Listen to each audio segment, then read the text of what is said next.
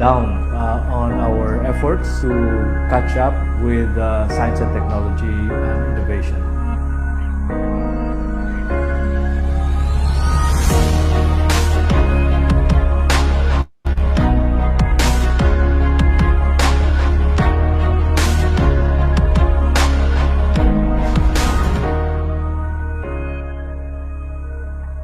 Science and technology and innovation, these are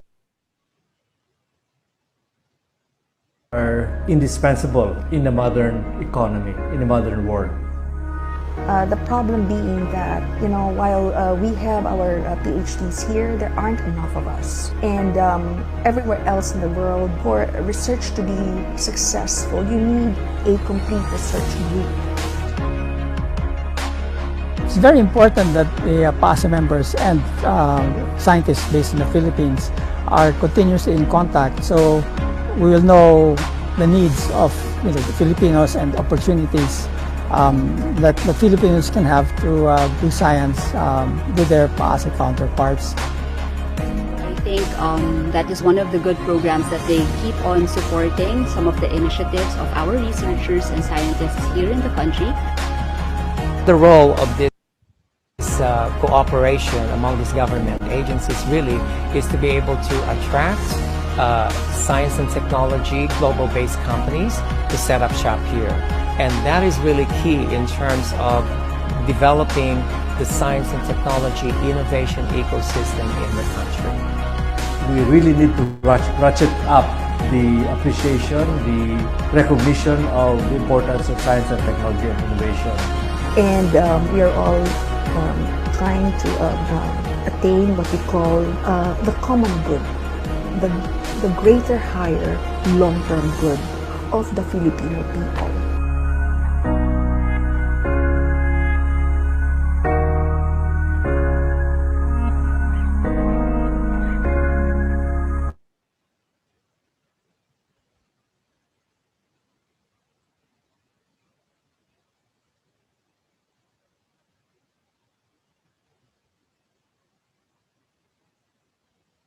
Hey, good morning everyone, and thank you for joining us this morning. So for those of you who are new to PAASE, so just a brief introduction, PAASE is the Philippine American Association of Academy of Science and Engineers. We are fortunate that we have with us today the current president, Professor Gisela Concepcion, who has joined us this morning. And so we conduct regular webinars, and just recently we've organized ourselves into research expertise clusters. And this lecture for this morning is it's an initiative of one of these expertise clusters. The lecture for today will be moderated by Dr. Menchi Legman as well as Dr. Michael Francis Benjamin. So I'd like to turn the mic over to Dr. Menchi Legman to tell us more about the research cluster.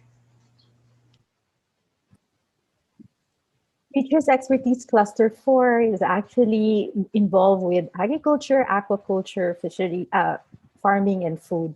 And as part of that cluster, we have started to ramp up some interest in the area of aquaculture and fisheries.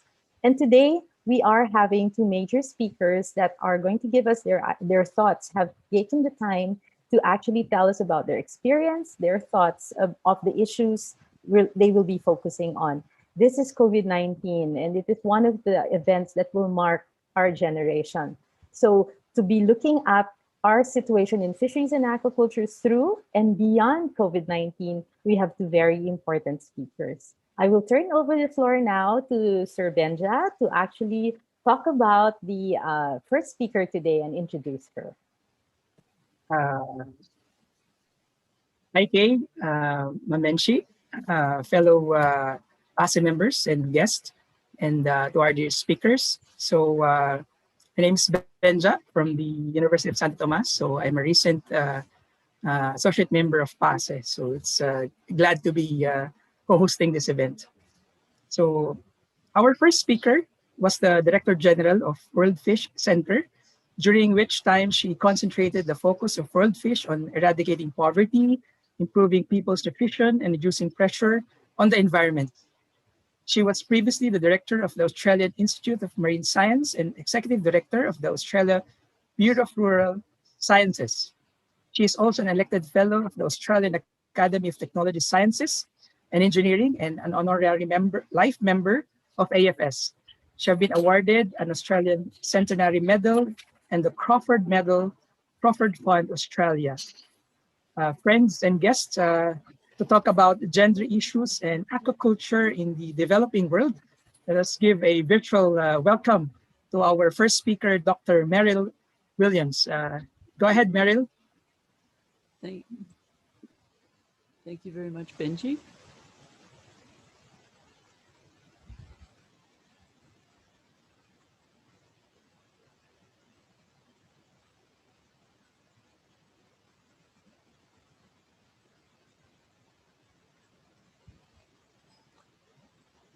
Good morning, everybody. Thank you very much for the opportunity to make this presentation to this cluster for PAASA. I'm going to focus on the human issues in aquaculture, and I'm going to use seaweed farming as my lens, if you like. As I hope you'll see, this the topic and some of the issues I'm going to reveal quite match PAASA's aims to look at science, measure its impact for the whole of society, and to look at it from a very expansive perspective. So to put it in context, my own view has come very strongly to the position that we need to think about our science, particularly as it's embedded in the political economy in which we all live and which has major influence on what happens. I'm going to talk about gender and seaweed farming, both before, during and beyond COVID. I'll explain a little bit about why I selected seaweed farming to speak about, how women are involved in seaweed farming, and some of the lessons that we've recently learned through a particular project run by the Gender in Aquaculture and Fisheries section of the Asian Fisheries Society, for which I am the current chairperson. So why think about seaweed? Women in seaweed farming papers have been becoming slightly more numerous over the last decade in the conferences that the Gender in Aquaculture and Fisheries section has been running. We had 7 papers at our last conference in 2018. But then, quite a surprise, last year, in fact, at mid-2020, seaweed suddenly surged in global interest, both from an environment and a business perspective. And we started to see headlines such as, "Why is seaweed suddenly everywhere?" from Innovation That Matters group.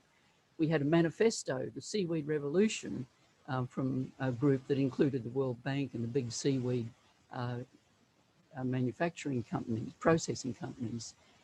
We had Time magazine saying that the seaweed farmers are trying to save the world with seaweed, that the animal nutritionists were finding that feeding cows could reduce the amount of methane in cow emissions and therefore save the climate.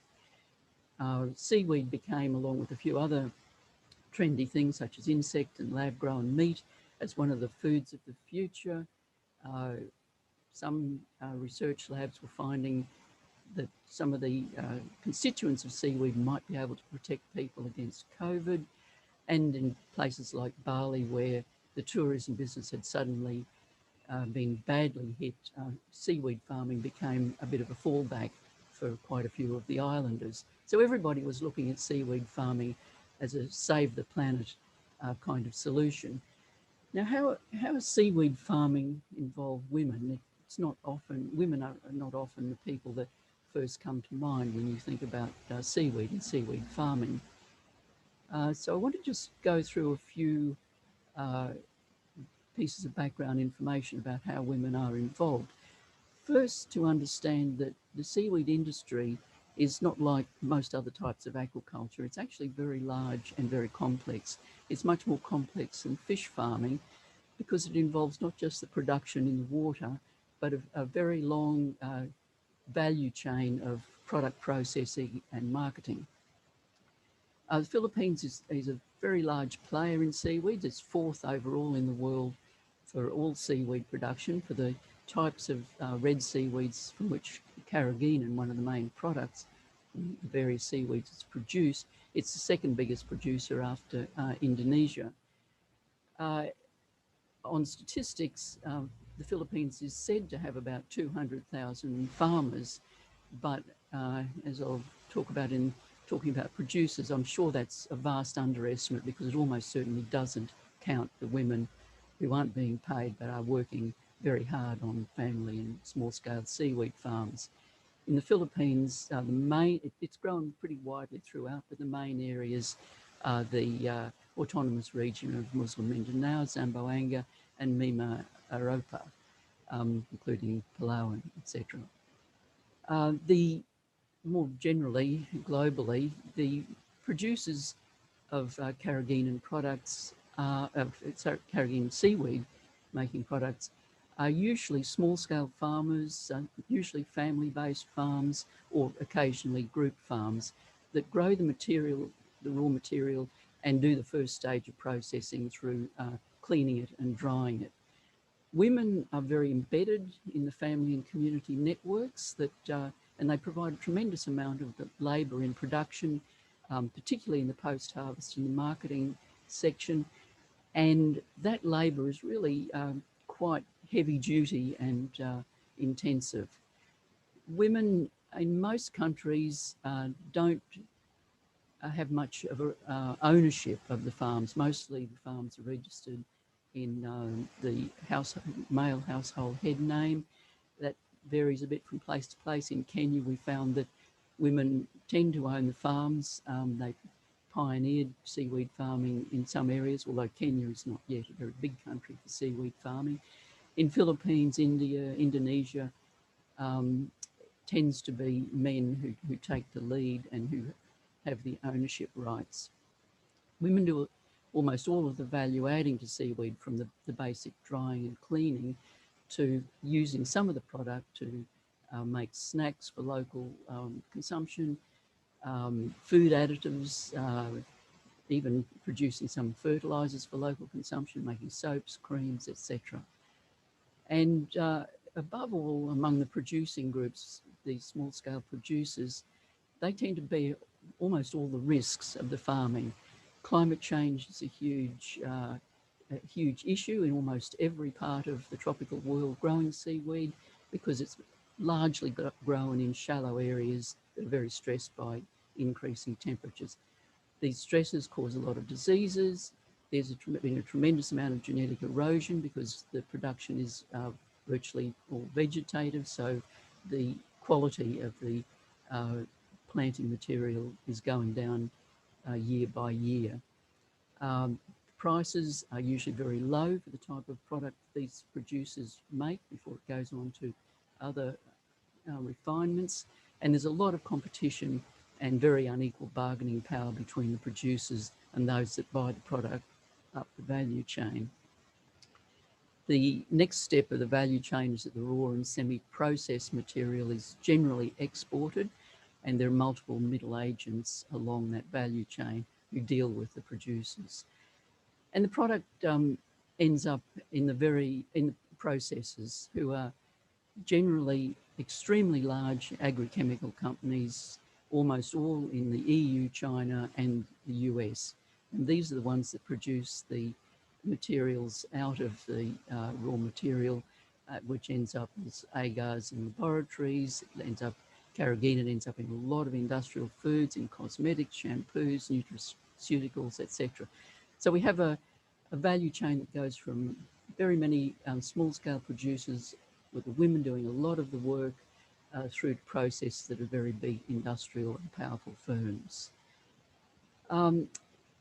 Because of this picture that we were starting to see in our conferences with women's involvement in this industry, when we were offered a chance in 2019 by Swed Bio to do a project on gender dialogues in some form of aquaculture, we chose seaweed farming as our case study, and we got together with two teams, one in Tamil Nadu in India and one in Kenya, to look at gender dialogues in seaweed farming, trying to bring together the different parts of the value chain and the regulators and decision makers in dialogues.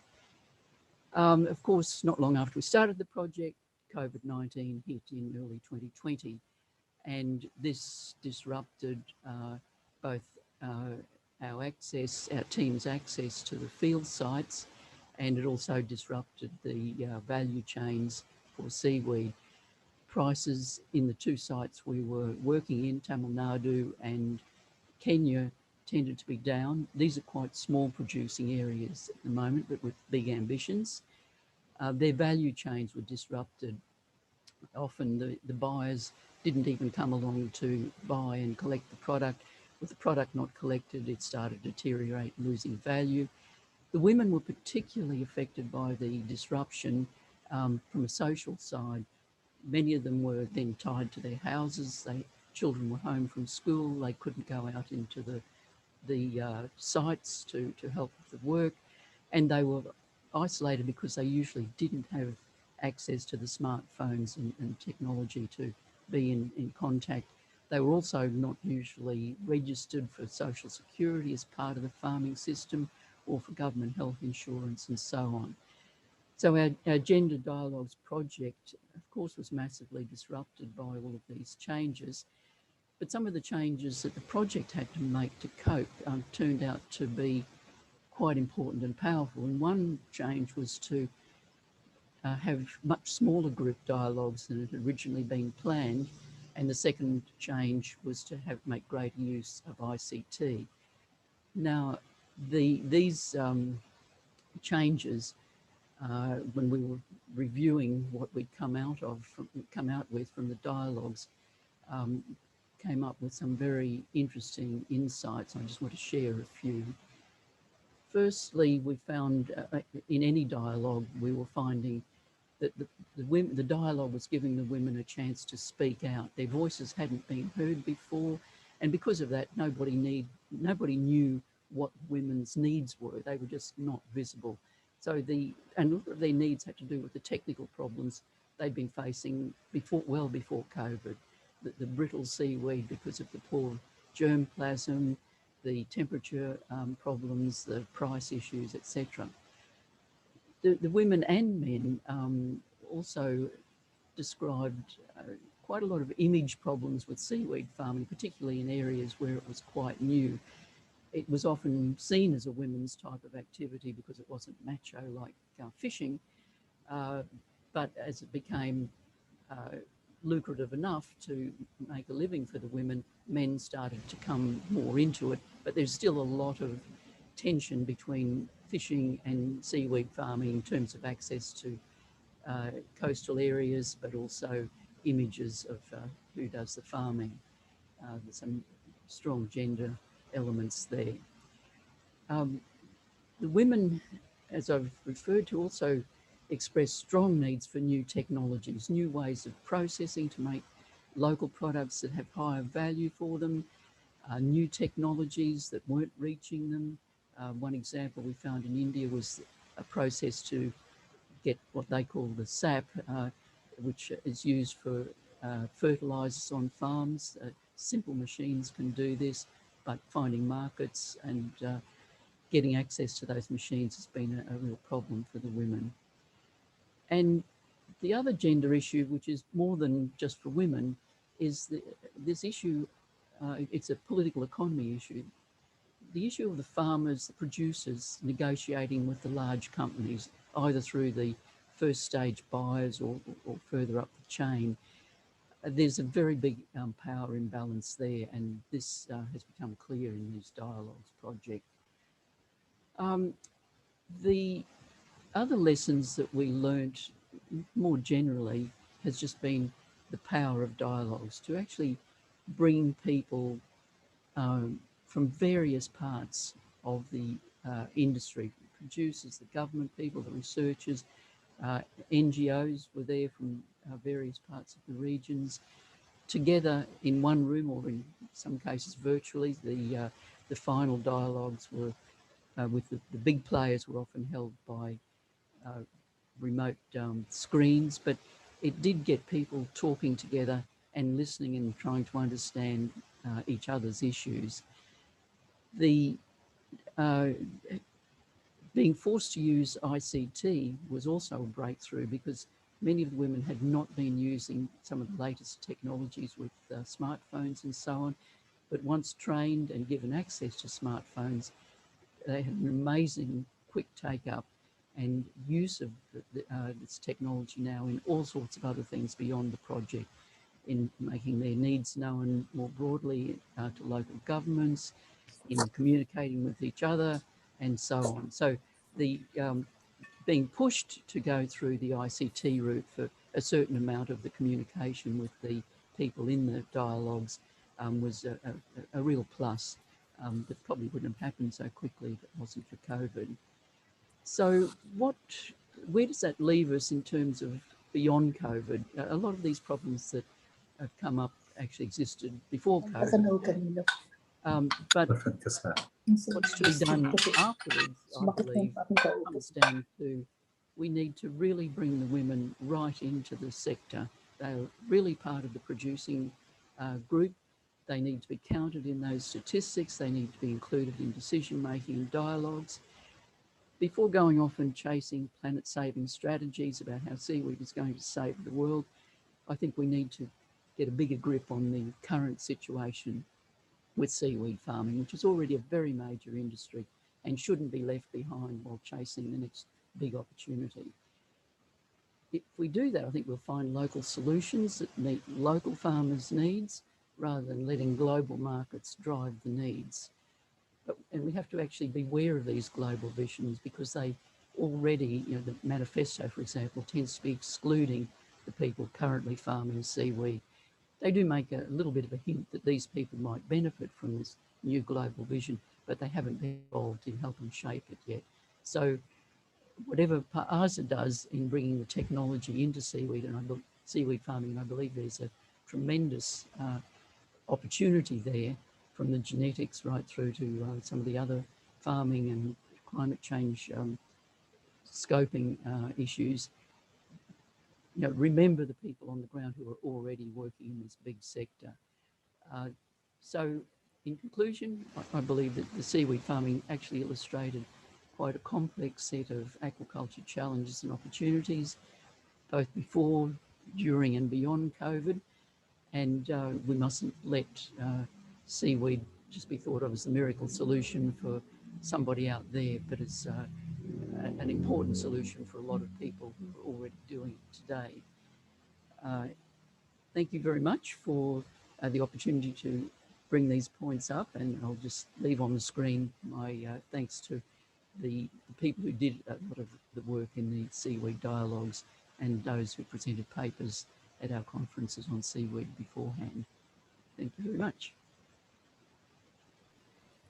Thank you, Meryl. That was a very interesting presentation. Brings to fore a lot of the issues and the discussion of seaweed. Indeed, seaweed has a very big following at the moment, and a very big discussion was in the past PAASA meeting just last March, May 15, 14, and I see Sir Gus Daranilla here, Dr. Daranilla, where they were also focusing on the discussion on seaweed. I will then ask everybody to please keep on sending your feedback on the YouTube channel feedback section and the chat box for questions here later. I will now briefly also transfer the discussion to another speaker for today. We are very privileged to have Mr. Philip Ong, the current president of Sante Feeds Corporation, a company that manufactures feeds for aquaculture and for livestock, and for the Manila Cordage Company, where he is also a director. Mr. Ong is president of the Philippine Chamber of Agriculture and Food Incorporated, PCAFI, where he also serves as chair of the Fisheries Committee, while also serving as the chair of the same committee in the Philippine Chamber of Commerce and Industry, PCCI. So if there's anybody who actually knows the industry in some broad scale in the Philippines, he is a member of the Makati Business Club with all the other connections in that area. So good morning, and let us welcome Mr. Philip Ong, who will talk on Philippine agriculture needs in the new normal. Good morning, everyone. Morning. Let me now share my screen.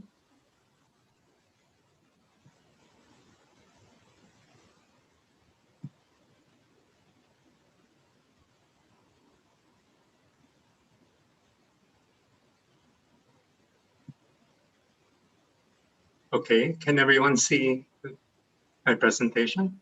Yes, thank you. You can. Okay.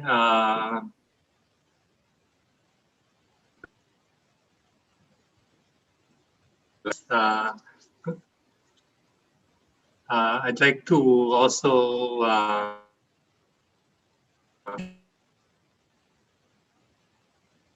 president of this group, and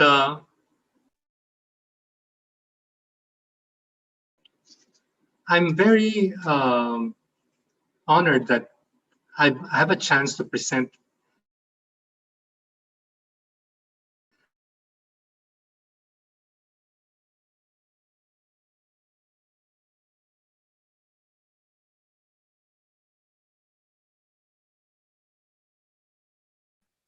We can wait a while. I think Mr. Ong's connection was a little bit cut. In the meantime, maybe I could look at the comments here, and maybe Sir Gus, Dr. Daramilia, would you have some comments on what Meryl just presented, having shared the discussion on seaweed as well last time? Thanks to you. I think it really was a very relevant role.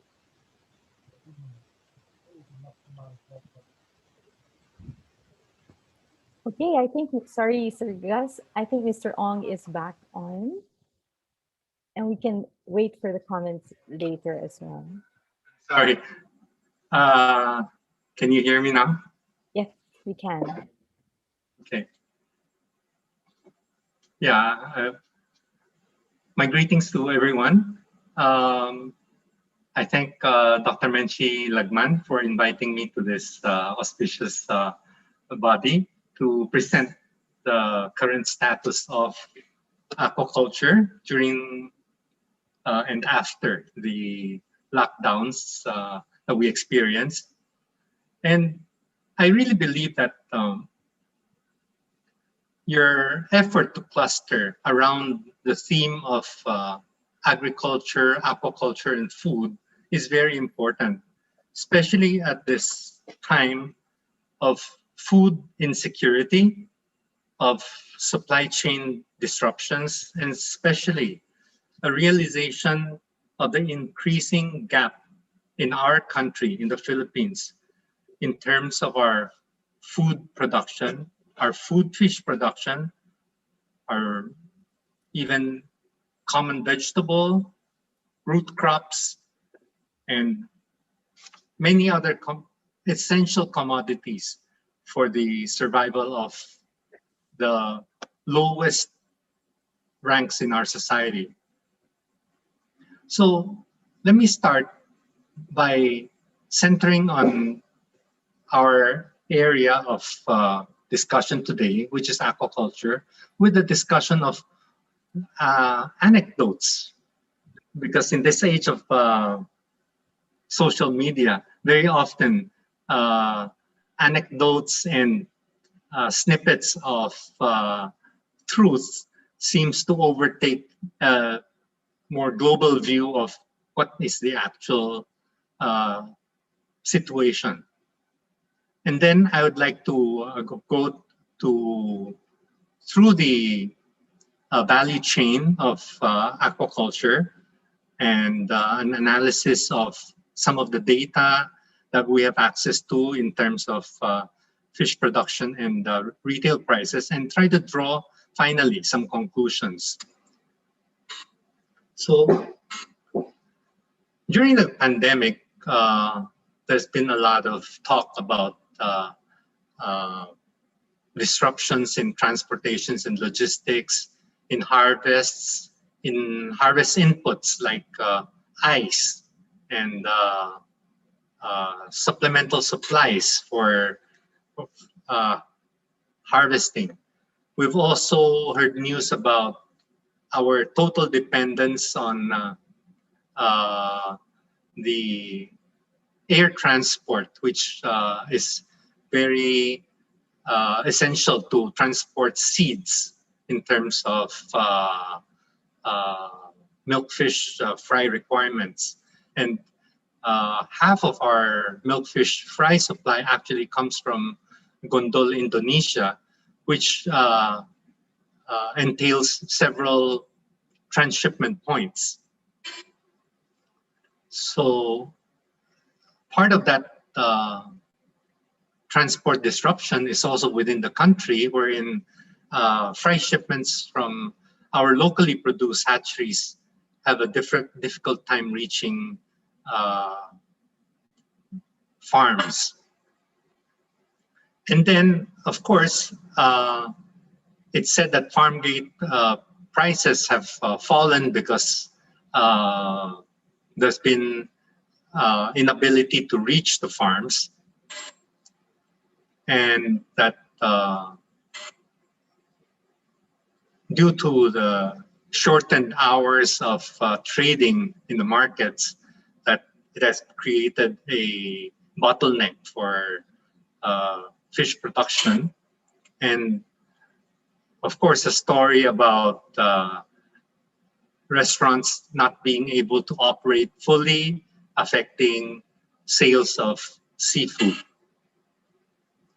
And of course, in the markets abroad, there are definitely contractions and leading these to cancellation of export shipments. Here are the stories we hear, but let us go through the value chain of aquaculture and trace the different problems, or shall we say, not real problems, from agriculture inputs all the way to markets. Let's start with the aquaculture inputs. We know that import of bangus fry has actually been disrupted because of erratic airline schedules. Fingerlings are also currently in very short supply in Mindanao. When I say fingerlings, is the stage where our farmers prepare to input the seeds to their cages, because as you will see, as we will discuss later, this is the fastest developing sector within the aquaculture industry. Feed raw materials are also being disrupted at present time, especially in this first quarter of 2021. Proteins all over the world have become a scarcity, and we're experiencing as much as 50% increases in raw material prices as far as proteins are concerned. And of course, the shipping industry has been coping with this pandemic by lessening the number of shipping trips. And many shipping companies have merged and used that to reduce operating costs and, of course, shipping capacities. That drove up prices of shipping to almost double. As far as our feed input, an area which our company is involved in, the reduced outputs are also being experienced right now, especially in Mindanao. There's a surge currently going on, and there will be a lockdown in South Mindanao due to the second surge of infections. Within our plants, even our, shall we say, common facilities like canteens and rest areas have also constrained us from putting people or accepting workers into our into our plant. So definitely this has also been affecting plant capacities. In farm operations, as I mentioned, seed inputs is a problem, but the operations of farms itself is not. Most farm labor are stay in the farms, so we've been able to provide for them, and work has continued. However, some maintenance work, or shall we say needed constructions, have been disrupted. This is largely due to biosecurity, to trying to quarantine, to follow quarantine protocols, as well as a shortage of spare parts. And I think this is due to some of the small, medium enterprises that are either slowing down their operation, or some have completely stopped. In terms of harvesting and logistics, I think we're doing well. LGU restrictions have generally been eased, and they're helping us access the farms, because I think it's to their interest to revive economic activities in their respective municipalities. And the buyers now are more active, so farm gate prices are now stable. In some areas where I think processors have started to feel a shortage of raw materials last year, are starting to bump up procurement prices as well. So in some areas, prices are actually going up. In terms of processing, as we mentioned, the procurement of raw materials was a bit of a problem. So the radius, which was covered by our buying staff for our seafood processing plants, was a bit constricted. And even now, I think some of the field buyers or consolidators are hesitant to enter certain municipalities. And of course, as I mentioned, the same production restrictions or limitations in feed plants also apply to our seafood processing plants. So we did reduce workforce and work capacities. So we have also experienced some infections in processing plants. So when we've resorted to what we call a Team A, Team B setup, wherein once one case is confirmed positive in one team, we quarantine that whole team for testing, and a second team has to be mobilized to produce to stand in for the production.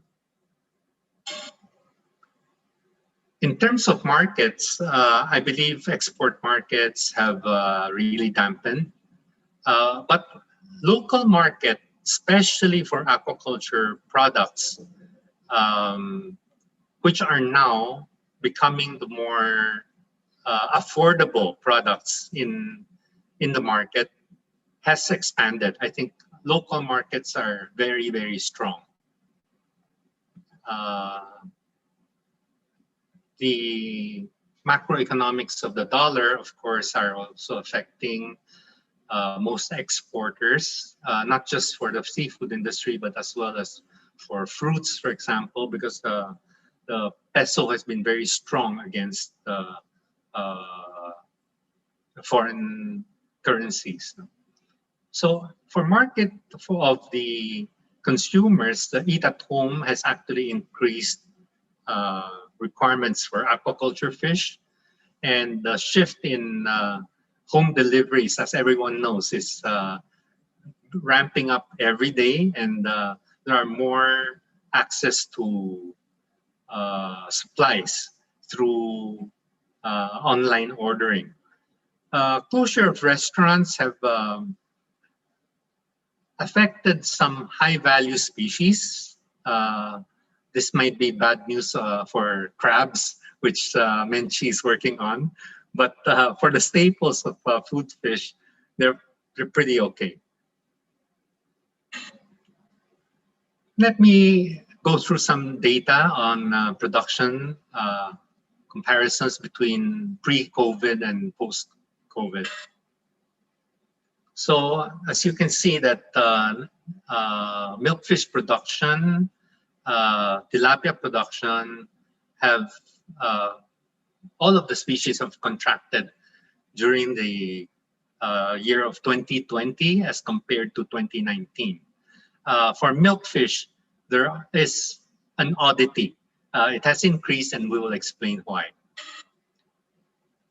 So for milkfish, fish pond production has decreased. It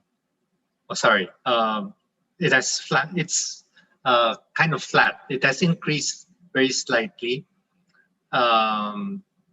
For fish pen, like Laguna and other areas in Region 1, the production has decreased, as well as freshwater lakes like Taal also has decreased.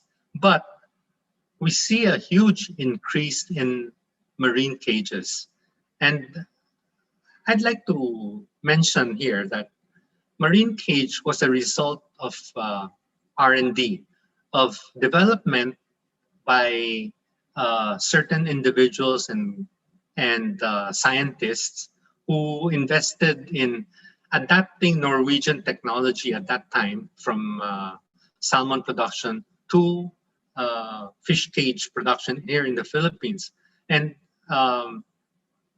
it is not some radically new method, but I think it was a way of adapting foreign technologies to Philippine situations that really helped. And now we're harvesting the fruits of this R&D effort. In terms of tilapia production in 2020, the pond production in Central Luzon especially has increased, but there was a big decrease in freshwater cages.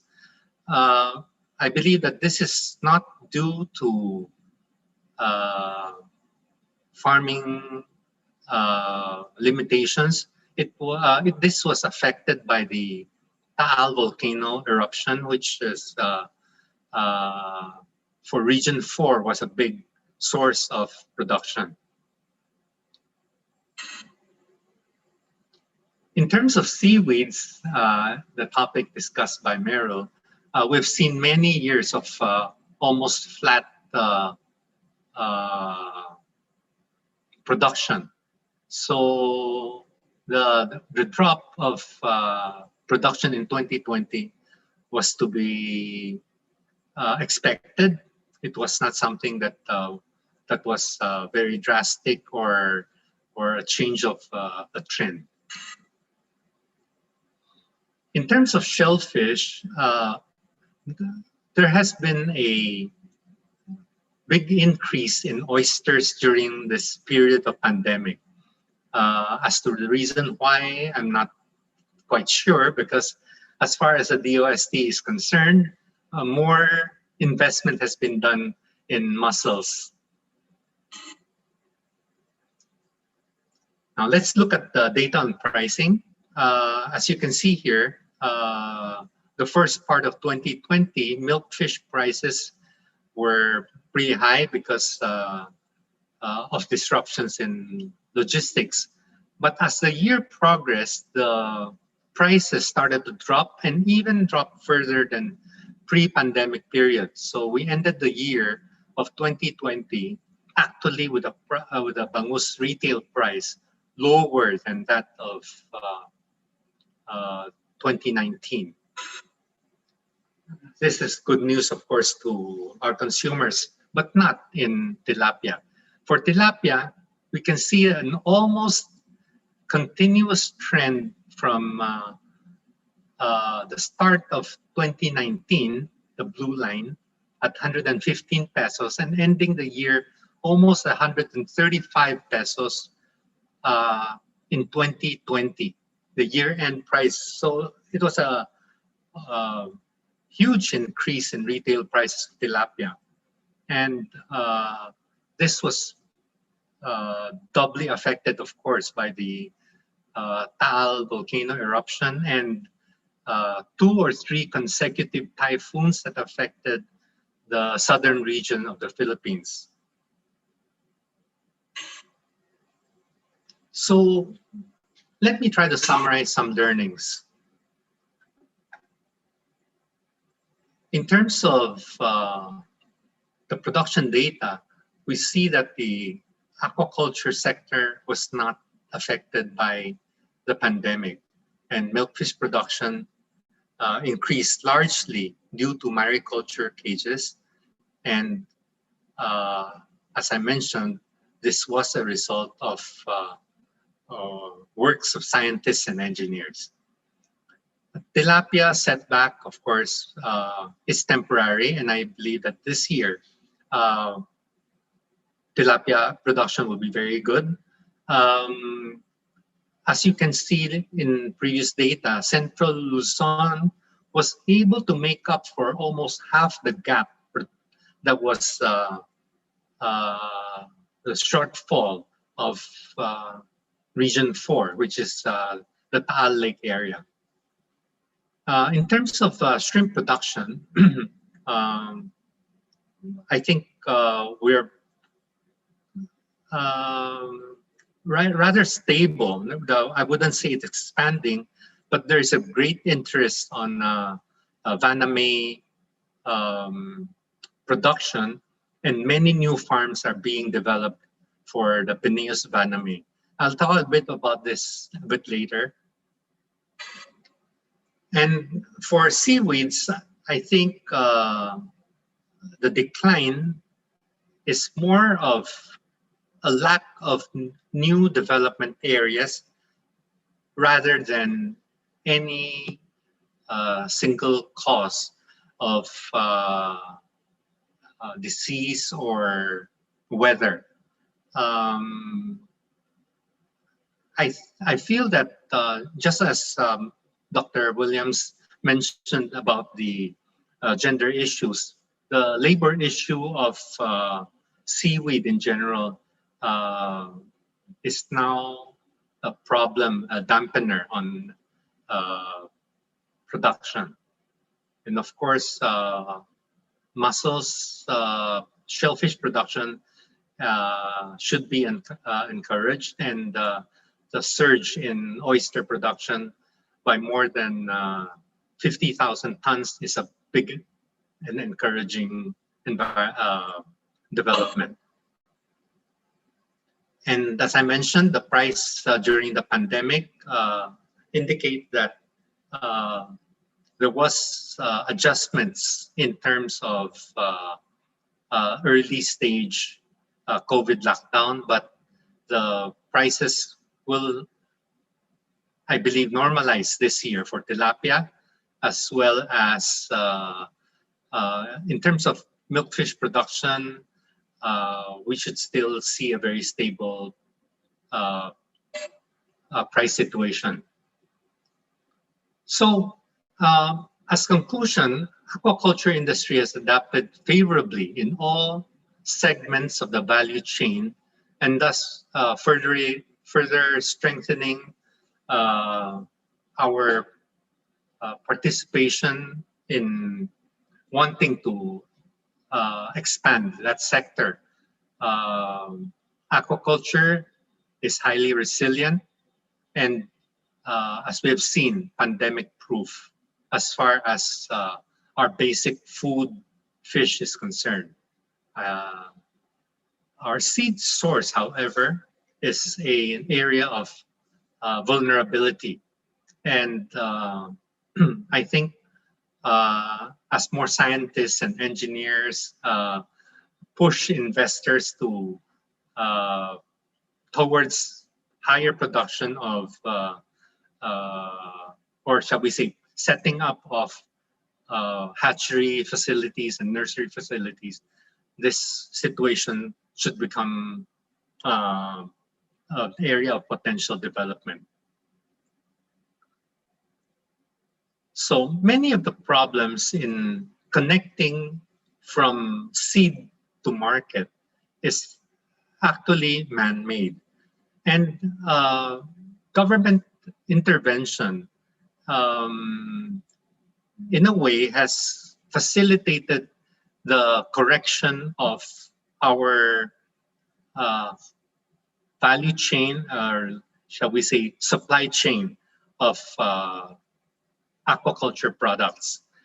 I believe that stronger government interventions should be done in the area of developing new areas for farming.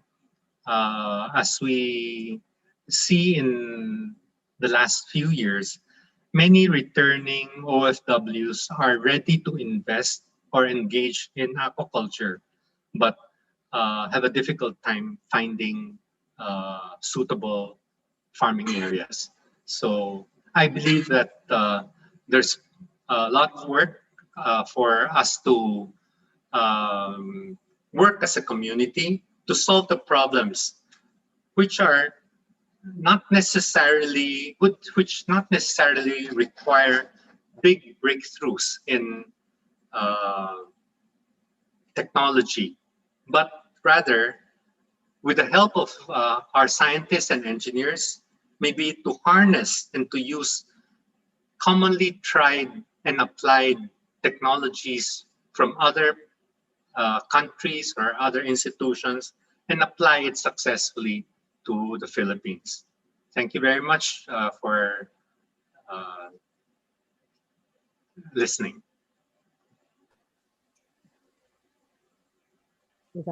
Thank you very much, Mr. Philip Hong. And now we will actually open the floor for discussions. Meryl, may I post one question for you initially? When you have highlighted the ICT breakthroughs that are creating for the participation, could you kind of explain to us what were the platforms and how were they basically giving their feedback and ideas and connecting? Was it Facebook, chat messages? All of the above. It was all done via smartphones. Connectivity was there. It was good enough, apparently, in both places. And the project was able to actually supply some smartphones to some people in the community as well.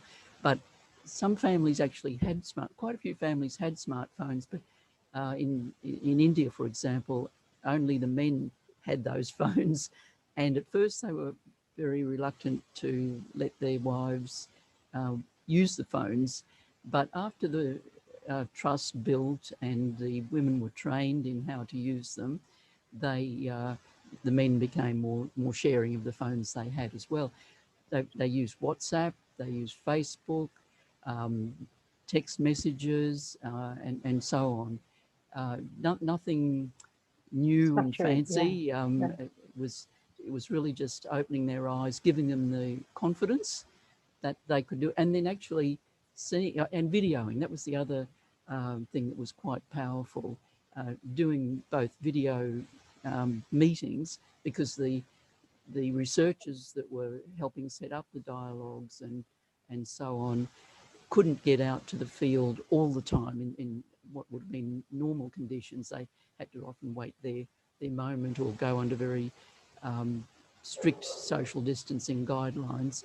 So by setting up the connections and therefore connecting with the people who were in the dialogues much more frequently than if they'd been able to visit as normal face to face, that also broke down the barriers between how you could use and communicate with people over short and long distances. So it was a bit of a breaking down the mystique, turning people on to simple tools, and like any people who've been given these tools, before you know it, they're very good at it.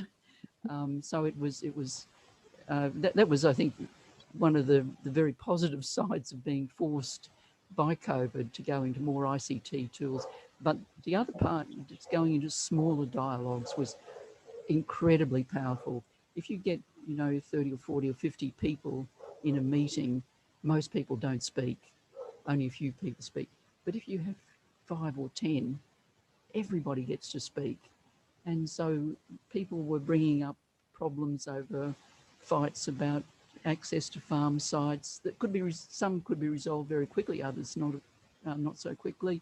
But some simple, some complex issues were all sort of being brought out for the first time, but only because it was a small group, and people who normally didn't speak up at all, who had no voice, were being able to put their issues and bring them out. So it was very interesting experiences. Thank you, Mary. Thank you, Mariel. I'll just read some of the comments posted in the chat box from Ito Aliga. So thanks, Dr. Williams. In the Philippines, farming in the field and in the shore is gender neutral. Everybody chips in to put something on the table, man, woman, and child, different from what we found in India and Africa. Our challenge here is to make the fruits of that labor input to the hands of those who toil and not go through an investing company to government back to the community if ever it reaches them. So that's one of the comments. So I think Mamenchi, there's a question a while ago. Can we call him again, Sir Agustin? Sir Gus, you were making a comment earlier. Feel free to open your mic or video to continue your question a while ago. Thank you. Actually, we didn't have a question at the time. I was just agreeing, well, especially thanking Dr. Williams about the presentation. The fact that she highlighted what happened in Bali. Sorry, I can't hear the comments very well. So the audio is quite. My audio is poor, is it? It just needs to be a bit. We have a little bit of problem with audio, I think. I'll see if I can put the microphone on. Maybe more than internet coverage. Yeah. So probably you may want to post a question in the chat box, sir. There's something wrong with the audio. Maybe I can ask questions to Philip. You have kind of debunked, not really debunked, but said that the aquaculture sector in its, the biggest of our worries will really be the prices of the product right now when production is not really that much disrupted. I figure then that it's not production that is the major problem around that we have COVID. What do you think about the post-COVID? How would production of these aquaculture commodities really look like, or what would be the problems there, or will that be a major problem because of the pricing? As I mentioned, I think the main problems starts with in the seeds, in seed production. Recently, I was helping a community in Region 1, and they're for several years now, they've stopped gathering bangus fry. And the reason was that they couldn't find appropriate buyer. So we went out there and told them there's a big shortage of bangus fry, and the practice of gathering from the wild is actually a good income for the community.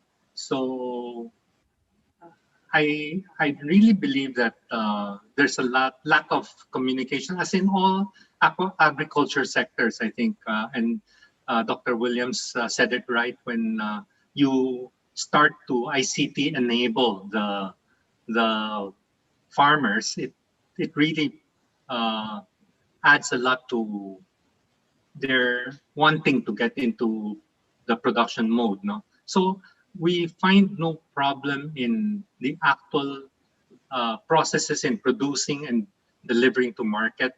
It's always the seed that is the crucial bottleneck. As you may all know, no, we import more than half of our 2.6 billion fry requirement of bangus annually. We're probably importing about 1.6 billion fry from Indonesia. Can you imagine what happens when Indonesia says we stop exporting to you? So seeds is really our problem. I saw another question in the chat box about saline tilapia. I'd like to bring that topic up because I feel that itself has a huge potential. We've been developing it for so many years, but scaling it up and making it available to the farming community has been so limited. I wanted to set up a hatchery in Mindanao to cope up with the requirements, and you can really feel the huge demand for this product now. But at the present time, our saline tilapia is only tolerant up to maybe brackish water level, maybe up till 20 ppt, and we need to improve that. If we can bring this to the sea cages, we will see the same phenomenon for tilapia that we're seeing in bangus. The sea cage is a very practical way of increasing production in the Philippines. May I sort of pick up on a question that somebody asked about what interventions can local governments and so on make to help the seaweed farms? I don't have particular knowledge in this area in the Philippines, except for what I've seen from various publications, but I just want to float one idea. One study that was done and published out of our last conference was from Zamboanga, and it investigated the prices being paid to the seaweed farmers by the various buyers and the issues over buying and selling. And it seemed that the buyers, of course, are buying on cleanliness and quality and the moisture content, among other factors, of the raw material that the producers have taken out and harvested out of the sea, cleaned and dried as best they can. But the buyers have some kind of gadgets, equipment that allows them to assess moisture content and so on, and various other characteristics. But the sellers, the producers, don't have any access to this type of technology. So it's a very uneven bargaining position where the people buying can say, no, this is too wet or too dry, and it doesn't meet our standards.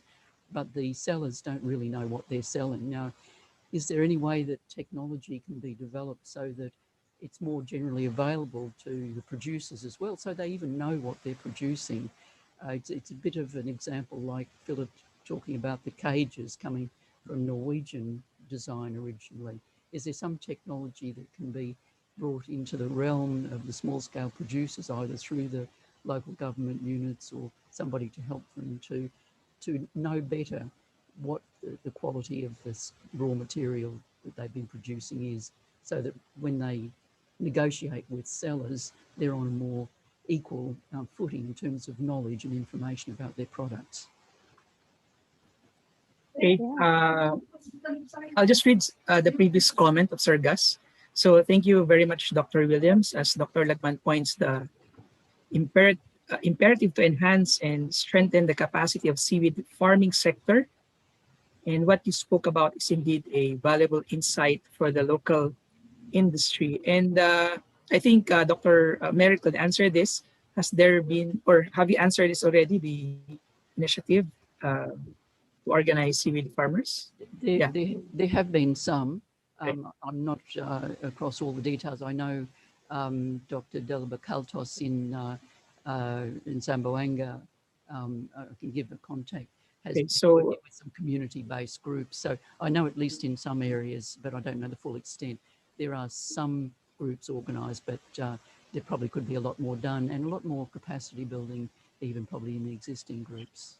Great. So that was the question of Felino Lansigan and Maria Eda. So I can't see the surname. In relation to that, Nature recently published 20-year retrospective review of global aquaculture. I think it was published in March of this year. One of the conclusions, Meryl, is that the potential for seaweed to support global nutritional security is still underexploited. Can you give your thoughts on that? That in terms of global nutritional security, the use of seaweeds is still underexploited. If you have an idea. I think that's probably true, but it's to answer that is a very complex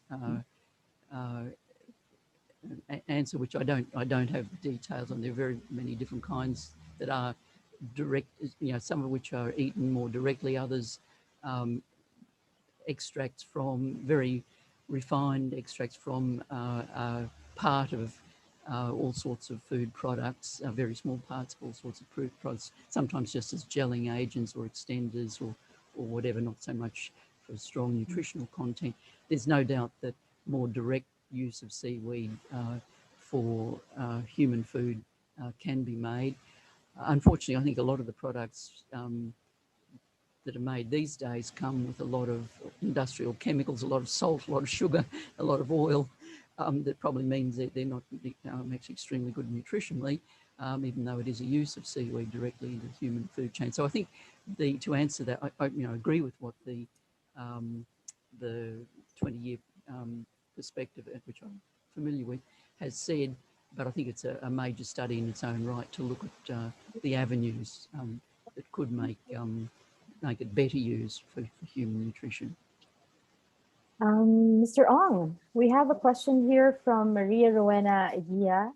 For Mr. Ong, Indonesia has been a steady source of millfish seed stock in Southeast Asia. If Indonesia can supply seed stock cheaply, what learnings can we have from their millfish fry industry that can be applied in the Philippines for use to be self-sufficient in this regard? Yes. Thanks, Weng, for that question. I believe that we shouldn't be setting up our hatcheries in the Philippines in the way that, for example, Finfish Hatchery has been able to do it now. Because, as you know, that is a very difficult startup or investment process now. But I think you also are aware that the backyard post larvae or shall we say larval rearing of bangus is very popular in Indonesia. No? So I think we should develop that model of having clusters of many backyard hatcheries in small communities, and then develop the, shall we say, government-supported breeding of bangus, and then distributing the eggs to these smaller clusters. It's a lot cheaper than transporting fry, I can tell you, because right now we're flying all the fry in water bags, and if we can just distribute eggs to small communities and let them hatch it, we imagine now all the activities of training and of upgrading of shall we say, coastal communities into this kind of activity. It will be an amazing activity to push from government.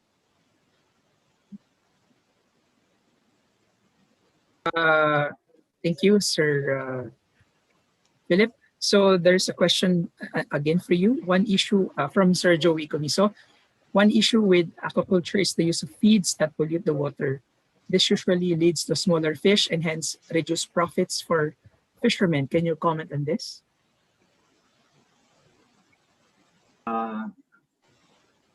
Then I tend to completely disagree with that comment because I'm in the feed business.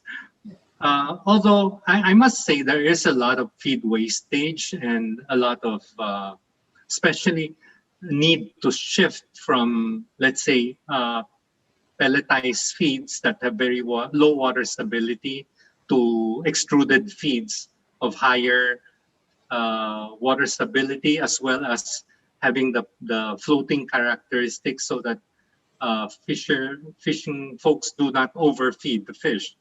Having said that, I think that the high concentration of feed use is more damaging to the environment, and therefore there has to be a dispersal of use. And we have a very, very long coastline, but unfortunately very little of it is utilized because we tend to cluster all around a single place. And that is why I believe fish cages are a good solution, because they push the concentrated pollution that we're experiencing on land towards a bigger body of water where, actually the fish population actually feed on the excess feed, the excess nutrients that are being used in fish cages. So I don't think feed itself is a pollutant, where excess of it is, but I think the solution is not to halt aquaculture, but to disperse it. I see a hand raised right now. Sir Al, Dr. Al Serafika's hand is raised. Maybe call on you to intervene. Can you hear me now? Can you see me? Okay, thank you. For being here. Thanks again for the presenters and Menchi for organizing. Definitely. I have a question for Philip because I spoke to the Alcantaras, Alsons in Sarangani Bay for their bangus production. And Tito Nick Alcantara related to me how he got to be producing much of the fingerlings for their bangus 350-hectare fisheries in Sarangani from Taiwan way back, probably 20 years ago, where he personally shipped the sabalos to bring in, and also the technology for algal feeding for growing the fingerlings prior to the deployment in the fish ponds in Sarangani. Philip, what is our capabilities now? Because I didn't realize, with your presentation that most of our fingerlings are coming from Indonesia, I didn't expect that to be the case. But definitely, it's following on Weng's question. Is there a way besides doing the individualized or sectionalized or cooperative-wise hatcheries? Can we replicate the operation without so much cost that Sarangani Bay is doing? And what would it take to do that in Luzon and in probably Visayas, where Vic mentioned their efforts in I think some are late and upgrading a European facility for aquaculture. So this to address that, and of course the follow-on question, we last saw each other at the Big Hub with Alvin Colaba on your efforts for using algae. So definitely, where is that now in terms of addressing our feed utilization using algae? So those are two questions. Thank you. Yeah, thanks for your pointing out that the need for breeders is one very crucial step and big investment needed, no? And I'm aware of how they moved the bangus breeders from Taiwan even back to the Philippines, huh? Both parties, the partners of the Alcantaras, are Taiwanese groups that are very good friends of ours. But over the years, you know, the Bureau of Fisheries has been very ambivalent about its own breeder development program. At one point, they even let go of a lot of breeders that were already accumulated in certain stations, no? A big mistake. So right now, we really have to do catch up. We really have to have a very aggressive breeder development program. We have to procure breeders, or even if we have to import from Indonesia, do so. But as I said, to start hatching this in smaller communities, and that will be a very big effort from the point of view of educators, for example, the different fishery schools in the fishnet. There will be a lot of demand for training, for science, for kind of an all-out effort, no, to upgrade our fisher folks from just capturing to breeding. It's like you know, shifting from an age of wild catch to the age of farming. I think the effort can be done, and the fact that Bureau of Fisheries now has divided our country to 12 zones, the coastal areas of each can be well planned out by the, shall we say, the development heads of each of these fishery zones, no? And this is a new concept. It was, I think, also for us not to lose the West Philippine Sea, but at the same time, it is a very good, I think, way to look at development in a very strategic way. Now, the question on algae, right now of two technologies that we supported on algae, we have gone further. We've gone faster with UP Visayas. So they have scaled up. We have helped them market it and so on. So I hope De La Salle can come up with something more commercial. It's I know that the harvesting technology is that we experimented on with De La Salle is very unique, and that has to do with robotics and all of that. But it's kind of hard to apply in the Philippines, no? So I think we have to find, shall we say, a lower tech solution to doing that same thing that we did. But we are very, very supportive of algae development, and we would like to see more of it. We'd like to see more proposals coming our way, and we will invest with you. Thank That's you. good to Thank hear. Sure, Mike, I will just ask Dr. Williams, maybe you could just make a comment on that before we call on Dr. Wang, on the shift from hunting to farming. Doesn't that seem to be something that has taken so long for all of us? The shift from what, Sami? From capture to, as Philip was mentioning, because it's the large scale as opposed to the backyard small scale. Look, I mean, I yeah. totally agree with him that shift needs to happen if aquaculture of any species is to become successful. Of course, Bungus is a particularly difficult one because it actually matures at quite a large size, and it's very expensive to keep broodstock. So it's not the same as keeping a live gene bank of tilapia, for example. It's much more complicated. But yeah, there are obviously ways of doing it, such as scaling it through these grow out and backyard stages.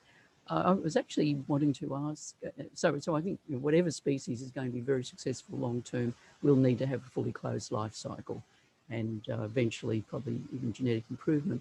But I was going to ask anybody here, and Philip particularly, has any genetics been done on the Bungus? Because each spawning can produce millions and millions of fry. Is there any risk that too few sabalo are being used, and that there's any sort of genetic bottleneck maybe going to happen in the future if we're not careful? I guess the best person to answer that as well will be the one with the hand up, Dr. Eguia. May we call on you to deal with some of these questions as well? Yes, Go ahead. Your intervention. Good morning, everybody. Sir Philip, hello, and Dr. Williams. Yeah, as regards your question on the broodstock and genetics of milkfish, I sit in the evaluation team of the DOST PICA-ARD, and I have been involved in a project which was led by UP Institute of Biology in Diliman.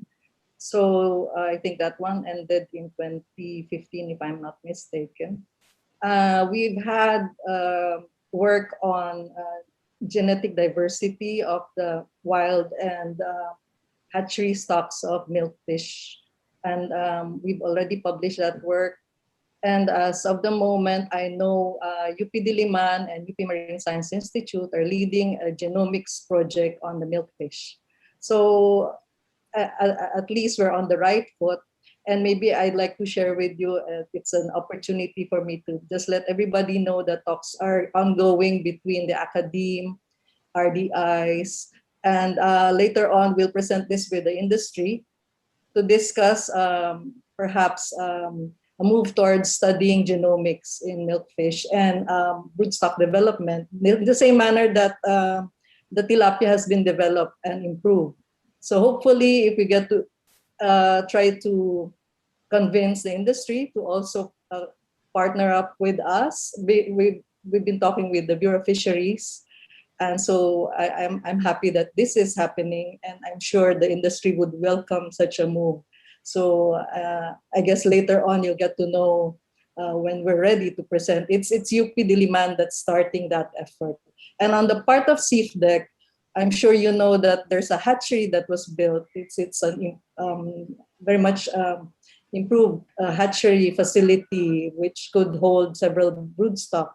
So, but I think that initiative can also be considered in this plan to improve the genetics of the milkfish in the Philippines. So that's all. Thank you. Thank you, Dr. Weng. So I'll just ask another question from the chat box from Chu Po Se. So for Mr. Ong, are feed millers in the Philippines coping well with the price increases in raw ingredients like corn and soybean meal?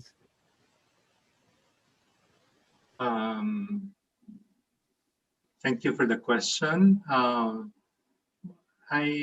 We don't use corn, so that's not the ingredient suitable for aquaculture. For soybean, I think what happens is feed millers have to set kind of like benchmark prices, benchmark targets for the whole year, no? And there are many, very, very often years that the price of soybean spikes beyond that range that we are buying, but we do not immediately adjust retail prices for the feed. So the feed is a very competitive market, and the margins are paper thin. No? So we tend to wait for very dire situation before we adjust the retail prices of feed. However, we have been able to continue to, shall we say, improve the quality of soybean meal, and maybe that's room for another discussion. But there is science and technology applied to being able to reduce soybean meal usage by a few percent. So maybe that may or may not answer your question. At the present time, we are suffering losses due to high prices of soybean meal. Okay, thank you, Mr. Ong, for that answer. So just last question before we ask our speakers to give their closing messages for this for today's webinar. So the last one would be, in the event of climate change, I think this is for Meryl, how has the breeding program progressed to protect the seaweed from genetic erosion and at the same time to be more resistant to certain diseases? Look, I don't know whether there is a seaweed breeding program in the Philippines. I know there isn't in the other countries that we've been working in, and this is one of the problems. No science is coming in to look at the what to do about the germplasm, and so, as I said, a lot of vegetative reproduction is being used where the existing materials are used as planting materials for the next crop, and so on and so on. And I think the genetic base is becoming narrower and narrower. This has been particularly amplified by the women who do a lot of, in whichever site you're working in, do a lot of the tying on of the propagules onto the lines. And they're usually paid, if they are paid, sometimes it's just family labour that's contributed for free, but if they are paid, they're paid by the length of lines that they can tie. And if the material in the areas we've been working in Kenya and Tamil Nadu is getting more and more fragile, so it takes longer and longer to tie pieces, and the pieces are smaller and smaller, onto the lines that will go on the rafts. Therefore, the women are getting less and less money because they're tying less and less length with the same amount of time. So this fragility of the material from the poor quality material is becoming a real problem. But in those countries, at least, we know of no genetic improvement or genetic selection programs to find better material. Often the actual starting material was brought over decades ago from the Philippines or Indonesia or somewhere similar, and it's, for various reasons, difficult or not possible to bring in new material, planting material, and multiply it up and so on. So the whole, for these small-scale operations, there don't seem to be a lot of research activities looking at some of those basic questions. Now, if somebody can tell me about what is happening in the Philippines, I'd be very interested, and so I think with the rest of the world. But I think the fact that the Philippine overall production is going down a bit is also a sign that probably not a lot is happening with maintaining the health of the germplasm in the Philippines either.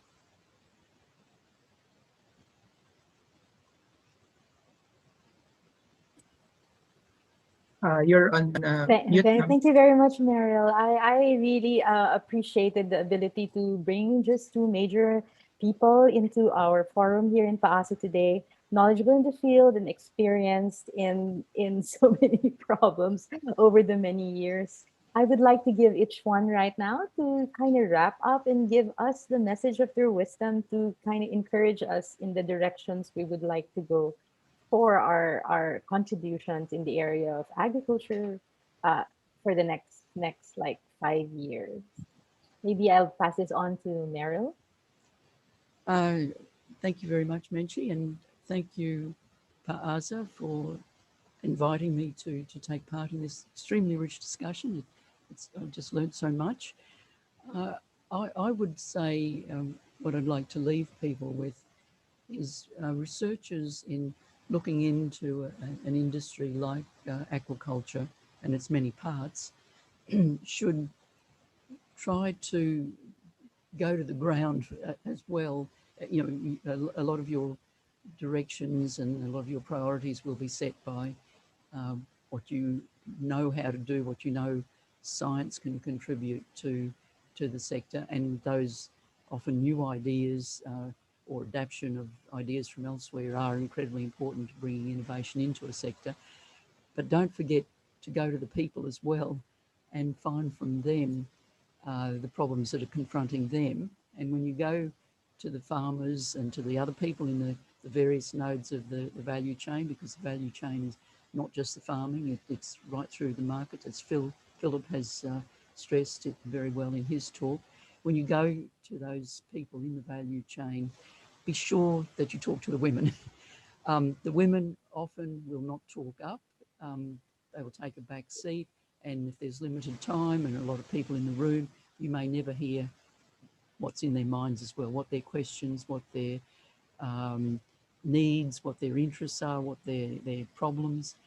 So be sure that you create a way in your discussions to get that dialogue, to get the views from the women in a way that they're respected, understood, and can have a role in helping the researchers work out what their priorities are for the future work to help the aquaculture industry. Thank you very much. And maybe for Mr. Ong.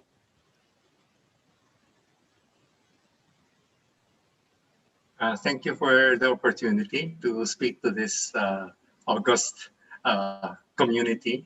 And I hope that we continue the conversation on agriculture in general. As chairman of the Philippine Chamber of Agriculture and Food, we want to see self-sufficiency in food, in basic food in the Philippines. And I think that this is something that we have reawakened to because of the pandemic. And it is as simple as food produced in Mindanao may not necessarily be able to feed food being demanded by the poor in Maginhawa Street. So it's this continuous need to develop means to produce food in a localized manner, I think is very, very important. And I hope PAASE, especially the cluster of Dr. Lagman, will address these issues. No? And let's continue this conversation. I'd like to send everyone my email address so that if you have any ideas, feel very free to communicate with me. Thank you very much. And yes, I think with the discussion we've highlighted, one, the need to really validate and talk on the ground to people who matter and may not be visible. Secondly, is to actually bank on the use of ICT in very creative ways, whether or not we have special or interesting gadgets, but provide the forum to be able to do this. Thirdly, we were talking about systems of production should actually be, thought about more deeply, differently as we move towards the capture and culture environment. I was very much interested in the forming of cages, distributing it to areas, having backyard industries with certain kinds of technologies. And thirdly, it was actually the feeds and the seeds. So I guess this discussion for us might have brought those to our mind these things before, but now we've validated where we are needed and what is actually needed and for what. Seaweed has not been very much in our agenda. It has always been the bangus, the tilapia in our, at least in my view. But now I realize now seaweed is just as amazing as a product. So thank you very much. And Michael might have some announcements after this. Okay, so thank you, Dr. Williams and Mr. Ong for very productive and insightful discussion, and Ma'am Menchi for leading this webinar for this cluster. So we still have several webinars in line or organized by PASE. So before we end, I would like to promote the, do you see the poster already? So, okay, so as you can see here, the Philippine American Academy of Science and Engineering, we will have our 41st annual PASE meeting and symposium from October 8 to 11, 2021. So the theme is celebrating the Filipino scientists and the 4 decades of PASE. So it will be held in Baltimore, Maryland, USA. So we'll just keep you posted regarding the submissions. Okay, so by the way, nothing to worry because this will have an online component. So this will be hybrid conference or symposia. So that would be all. That would be for my end, Ma'am Menchi. You want to formally close our program this morning? Thank you very much, everybody, again, for our esteemed speakers, Mr. Ong and Dr. Williams. It was so nice to actually see you all again together. Thank you for the members of PASE, Sir Al, Dr. Camiso, Dr. Gas is here, Ma'am Marge. I hope this has been a very useful discussion and a way for us to really pull things more in the area of fisheries. REC 4 is now open for anybody who wants to actually be involved. We're going to have a small meeting, maybe to create also synergistic. It's very hard to be working alone wherever we are. And Mindanao, Luzon, Visayas are so different. Thank you, Sir Al, as well, for coming today and giving your contribution. So thank you so much, and I'll see you again with Ma'am Kay for the next PASE webinar. By the way, this is going to be this discussion has been recorded and will be placed after a few hours as we process it in the PASE webinar series. So you can come and visit it or use it for your students to refer to, for your graduate students to identify, or even for discussions and research among your teams as we have seen the feedback from the experts on the field. And good morning to everybody. Have a nice day. Thank you. I think let's take a picture. Let's take a picture. Okay, so everybody open your camera. Yeah, you can open your cameras. Sir Benjay, take. Okay po. Okay, let's go for so page 1. We'll just wait for some few seconds for them to open their cameras. So again, good morning to PASE members and guests from other HEIs. Okay.